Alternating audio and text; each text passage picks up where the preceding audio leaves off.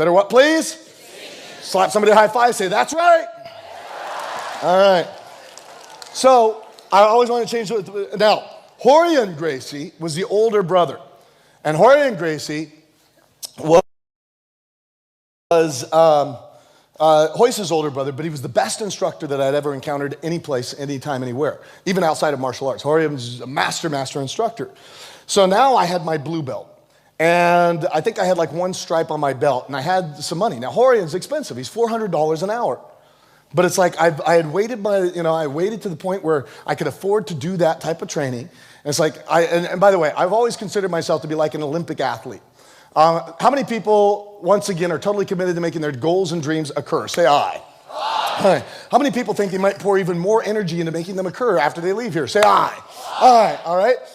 So if you're going to be pouring consistent energy in, making your goals and dreams occur, then if you're pouring that level of energy in, I think you ought to consider yourself to be like an Olympic athlete. And you ought to treat yourself the same. So for me, a lot of the things that I used to think as being extras or being the luxuries in life, I now think of as being necessities. Does that make sense? Like every day I'm backstage at lunch, while most people are having lunch, I'm back there getting a massage every single day.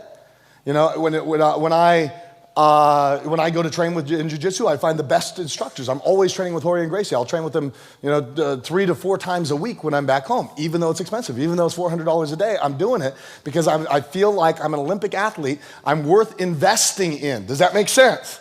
Yes, in terms of foods and stuff like that. There's some things that are non-negotiable at this point, right? And those are necessities. They're no longer luxuries. They're necessities so that I can play at the top of my game.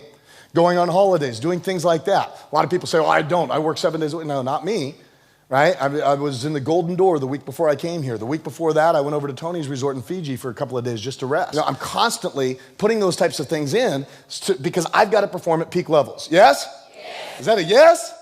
Yes. Do you have to perform at peak levels? Yes or no? Yes. Do you deserve it? Yes or no? Yes. So I've made an effort to train with the best of the best. All of a sudden, I had the opportunity to train with Horian Gracie as my private instructor.